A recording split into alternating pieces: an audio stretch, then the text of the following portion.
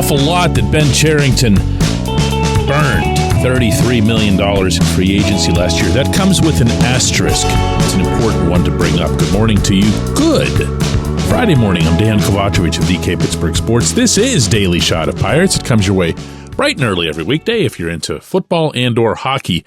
I also offer daily shots of Steelers and Penguins in the same place that you found this. Pirates 3, Cardinals 2 last night at Busch Stadium, avoiding a 4-game sweep, avoiding the ignominious 82nd loss of the season. They'll have more cracks at 82 this weekend in Cincinnati. Aroldis Chapman picked up his 10th save last night after Luis Ortiz had another fine start, and Yasmani Grandal broke a tie with a solo home run in the 8th.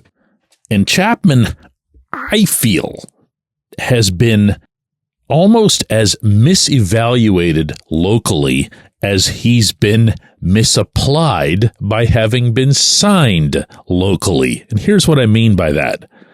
He actually had a fairly decent season, and not just for a 36-year-old, and not just because he can still bring it at 103, 104 when he wants.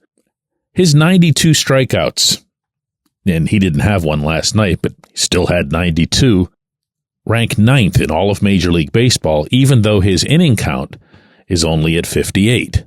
Opposing batters hit 202 off of him. So the stuff isn't just still there, the stuff is still electric, and the stuff still plays when it comes to the best possible out that a pitcher can record. So if, and boy is this a big if, the Pirates had remained contenders, or he had been signed by a contender, or still playing with one as he was with the Rangers last year when they won it all, he'd be a pretty nice asset, not only to have, but also to hold. Now, I know what you've been thinking through this whole thing, because you're remembering this game that he blew or that game that he blew, and that's just the life of a late inning reliever. We kind of get spoiled in Pittsburgh by our closers because we've had, my goodness, despite all of the losing, going back to the late 90s and onward, we've had pretty good closers. Whether that was Mike Williams or Jose Mesa, Solomon Torres, Matt Capps, and I can keep going right into the all-star version of David Bednar.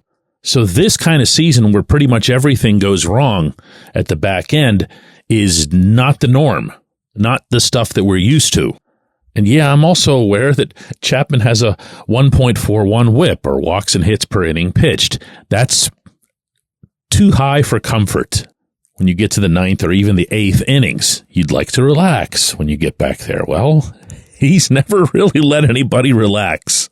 The reason that I bring this up today is that regardless of who's running this team in 2025, I think they ought to seriously consider having a conversation with Chapman. He was signed this year for 1 year at $10.5 million. So whenever I talk about burning $33 million, I'm talking about burning 1/3 of that on Chapman, but I don't mean it from the standpoint that Chapman isn't worth it. I mean it from the standpoint that you don't bring this player here unless you take the rest of the operation seriously. You don't make him your prized off-season acquisition, much less one of your 3 highest paid players. That makes 0 sense. It made none then. It makes none now. It makes less now, actually. But if you were to have a management team in place that was serious about winning and kind of had a clue about how to get there, you could do a whole lot worse than signing Chapman to another year at around, I don't know, not necessarily the same price, maybe a little bit less because he'll be 37. Maybe he won't take it. Maybe he won't see a reason he should take it since he still kind of looks like the same pitcher he was way back when he started out with Cincinnati. But I'd entertain it. I know this. When I'm covering this team, especially in road stadiums, and he comes on, it doesn't matter what the setting is. Everyone goes, oh. And especially those guys in the other dugout. And that's a That's a heck of a thing to pile on top of some of the most amazing durability. And I saw one study that suggested it's the most amazing durability of any flamethrower in the history of the game. Chapman has one of the great arms in the history of the game. Note the present tense. When we come back, J1Q. It's Gun Storage Check Week. Help prevent unwanted access to your firearms. No one wants their unsecured gun to be used in an accident, a suicide, or a crime. Use lockboxes, safes, and locks to secure your firearms. Learn more at gunstoragechek.org. That's gunstoragechek.org. Brought to you by NSSF, the Firearm Industry Trade Association.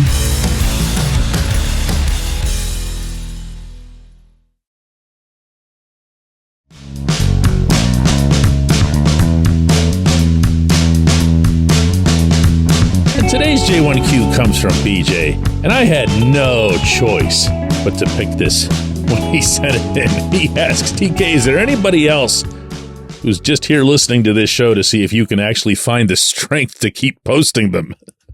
You know, I had my rant late last week, and I don't take a syllable of it back, but I do think it might have been a little misunderstood to an extent. It's not frustration with the baseball. It's not frustration with the Pirates management. It's boredom. And that was what I said on that episode. I was getting bored doing this.